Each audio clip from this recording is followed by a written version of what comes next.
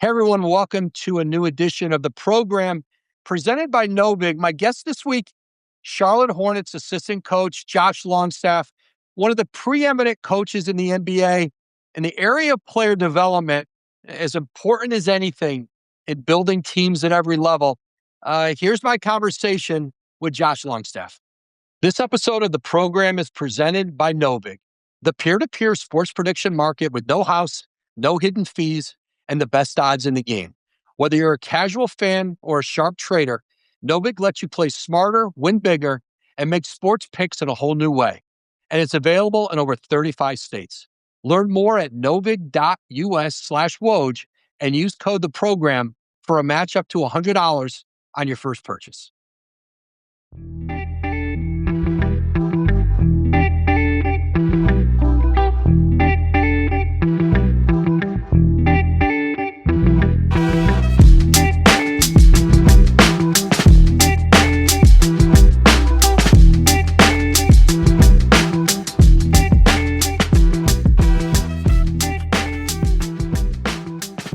Welcome into Josh Longstaff, assistant coach with the Charlotte Hornets. Josh, how are you, man? I'm doing great, Woj. How you doing? Thanks for having me. Great to have you here. And, listen, Josh, on the program, we talk about team building. And I think as vital of a piece of team building at every level, you've been a high school coach, you played college basketball, and you've been on some elite NBA benches with NBA Coach of the Year caliber coaches, and we're a G League head coach. Player development, and that's been certainly something that's been a focus of your work as you've grown in the NBA, working with really some of the best players in the league. But to you, Josh, what does player development encompass? I think sometimes people just see it as on the court drill work, teaching, but what does it look like in a bigger scope, maybe particularly in the NBA? No, it's a great topic. No matter what level you're at, NBA, college, high school, having that mindset to try to get players better is really what it's all about. And I was fortunate starting in Oklahoma City, seeing it at a really high level and learning that, to your point, it's not just about, workouts on the court. There's a holistic approach to player development that I've learned over the years where, you're really trying to develop the whole person. And it's from a basketball standpoint, mental, there's a physical with the weights and nutrition. It takes a group effort to do it. I've been in some great organizations that organize it really well. And to be honest, like we're a small part of it as coaches, but it's all about working together and getting the player to own it and then executing a plan. Let's start, Josh, in Charlotte, where you are. Charles Lee, the head coach, you had worked with Charles in Milwaukee when you guys had a younger Giannis Antetokounmpo, a team that was on the rise, becoming one of the elite in the league and three-time MVP. And then you joined Charles in Charlotte, along with Jeff Peterson, the president of basketball operations. And let me ask you this, the partnership between the front office and a coaching staff, and you learned about that certainly at the beginning in Oklahoma City. What does that look like when you guys map out? You get a lottery pick in Con Knipple. You have a Brandon Miller who was your lottery pick previously, and you're trying to grow a young team in a rebuild. What's the conversation and the interaction and the planning between not just head coach and staff, but front office and head coach and staff? Yeah, I mean, this was here in Charlotte, a really unique opportunity. The new owners, Rick Schnall and Gabe Plotkin, kind of came in and had a vision of what they want to create, a kind of environment that encompasses player development. It's really the lifeblood of who we are. And, in hiring Jeff Peterson as the president and then Charles Lee as a head coach, it was alignment there, which, that word is thrown around a lot, but you can really feel it every day here in Charlotte. And then there was a unique opportunity to create an environment that promotes growth for players and staff. And it starts with the people. And I think they've got the right people in there, created a really unique, environment. And then, once you get to draft your own players, like you mentioned with Brandon and Khan, and, we've got Ryan Kalkbrenner, we Yep. just drafted Sion James, Liam McNeely. And then you add some of the veteran guys that we've had that aren't that old, and LaMelo Ball and Miles Bridges. There's an opportunity to develop these guys in different ways. And I think, what we try to do is we take that holistic approach, very organized from ownership to management to the coaching staff on what we want to do with each player. And then we meet with the players. We present it to them. We kind of present it in a way where we want to make them the CEO of their development. So we'll sit at a big table, as you would kind of picture in a business office, and we put them at the head of the table. We present our thoughts to them. We get their thoughts, and then we get them to take ownership of it. And we go out and we execute the plan. And I think, all that stuff looks great. But unless you have the right people around every single day who can have the right energy, the right approach, no matter what that day brings, it's not going to work. And I think we're on the right track there in Charlotte doing that. We're trying to execute, trying to get these guys better every single day. What goes in, Josh, to sort of individualizing a plan for a particular player, like sports science, all the elements that goes in to, hey, we're going to have this singular plan for where we need to see growth in this young guy. Yeah, and each plan is different for every guy, and I think like the main key for us is we want to be able to tie everything in, the weight room, the mental performance, the nutrition into the basketball piece, and we want the player to feel how we're all working together to make him better, and we're all on the same page. And a plan for LaMelo Ball will look different than a young rookie coming in. Where for us, we believe when we get a young player, we've got to really teach them. The first thing is like how to approach this thing. It's now their job, it's their life, it's their livelihood, and we want to create a really good approach for that player. Good habits, daily habits. And then, kind of as you go from there, it goes in different directions. But that's kind of the approach we take for younger players. And then the same with veterans. Like we're not in Charlotte, we don't believe in, older players are who they are, they can improve. And we want to show them that, they can make improvements, whether it's their first, second, ninth year in the league. And we kind of take a different approach with each guy and try to give them the same attention and care and same planning as the younger guys. Josh, closer to the beginning of your career, to be in Oklahoma City with a young Russell Westbrook, a young Kevin Durant, a young James Harden, what was that like to work with those guys daily? What do you learn as a coach from players of that stature that maybe helps you do the job better?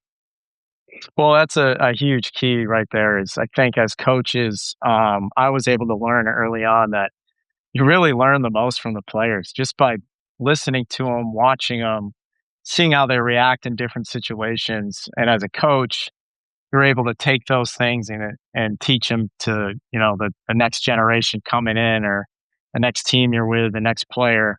And those three guys, the first thing that stuck out to me was their approach every day was so professional. They worked so hard, in their individual sessions on the court, in the weight room. They ate the right way. And then when they practiced, they were trying to tear each other's hearts out. They were so competitive. And, I think I was very fortunate as a young coach to see that early on, and see those guys in the way they approach the game. And then clearly they're three Hall of Famers.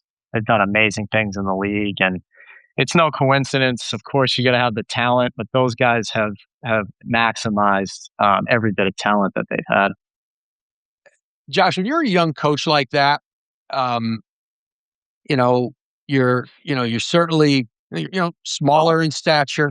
You're not a 6'5" assistant coach. You played at Bryant for the great Max Good. You played college basketball, but you've got to earn the respect of players in that environment. How does a young coach earn that respect, with players, not just of that caliber, but to be a young coach in the NBA with any of them? They're all great talents, and they've all had, you know, you know, some tremendous coaches. How do you sell yourself as a young coach? Well, I think, just speaking for myself from experience, just got to be yourself, be genuine, be honest, and just show them like how much you really care about them and you love them and you want to be there for them every day. And I've been fortunate to start in the video room and you know work my way up through player development. Been a G League head coach, done some defense, some offense, kind of all these different jobs. And I think no matter what, it's about building trust and relationships with players, and you've got to do it in your own way.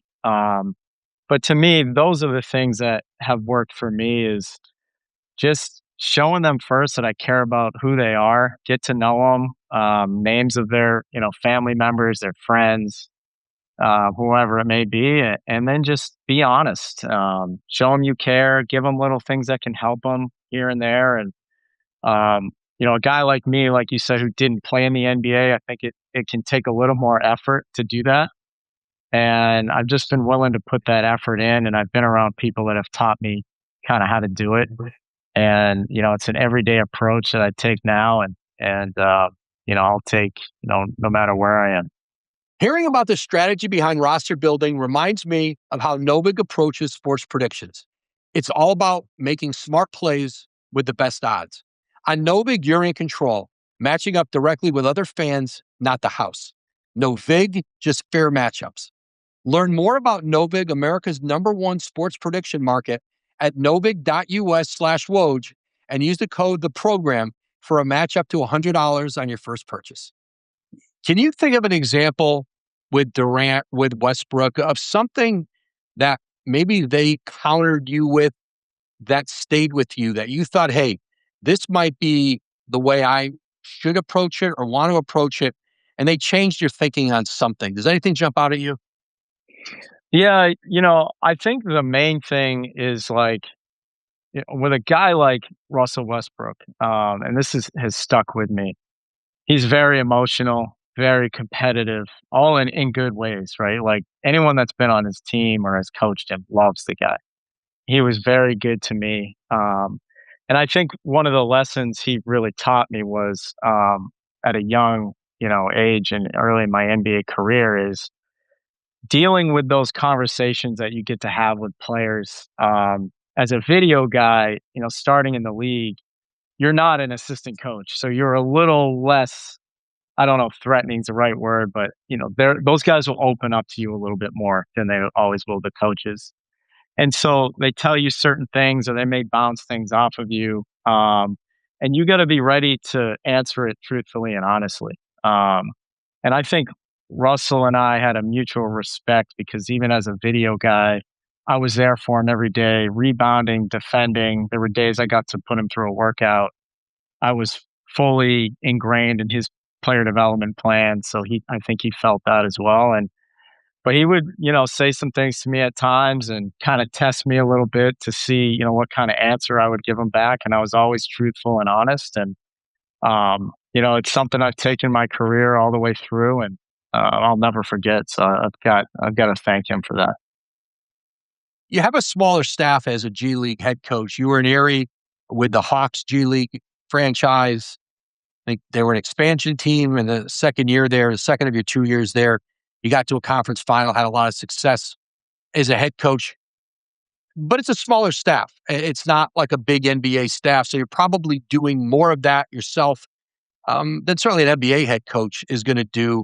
What do you learn when you're also in the head coaching role? Because listen, most coaches, if you're a high school coach, you're a Division III coach, Division II coach, certainly, even a Division I coach, not every staff is really big. And a lot of coaches want to be on the floor doing the individual stuff. What was that like for you in Erie? And um, maybe that role's a little different when you're in the big seat, or how is it different when you're in the big seat? Well, I think like when I first started doing it, you know, you want to think you can prepare for some of the things that role calls for, and you can't. There are some in-game things that come at you fast. In my first few games, anyone that was around me would tell you, my head was spinning a little bit. I kind of pride myself on being prepared. I thought I was prepared, but you kind of need some experience and to go through those things to really learn how to do that part of the job. But I think the things that for me carried over that were an amazing experience was, you got to learn to manage a staff, whether it's bigger, smaller. You've got to set expectations, just like you do with players. You got to set standards, and then you've got to carry them through. And that was a great experience to do that. I did it while being myself. I was still on the floor. I signed myself a couple players that I worked out pregame and found the time to do that. Same thing on the day to day, but you really learn to lean on staff members to delegate, to teach them how you want things done, and then if they're not done a certain way, to take the time to teach them how to do it the right way and let them grow. And then at the same time, you get to work with a general manager. Malik Rose was the general manager of the team when I did it. Mike Budenholzer was the head coach in Atlanta. So you've got to learn to, implement certain things and work, have that alignment to work from top to the bottom. So just an amazing experience for me to be able to do that. And, same thing with the staff that we had. I think it was a great group and they got a lot out of it as well. You talk about in Charlotte, and I know this is a focus, I think, everywhere, about sort of this holistic view of what player development is. How much time do you spend on, you talked about strength, you talked about diet, but just habits, right? Like, are there certain guys like, I think Steve Clifford, who you worked with in Charlotte, I remember him telling me a story about, a player he had in summer league who had some issues in the past, and he made sure that his workouts in Vegas summer league, or at least their meetings, and I think they'd sit and watch tape, were early in the morning. It was forced them to get up, get going.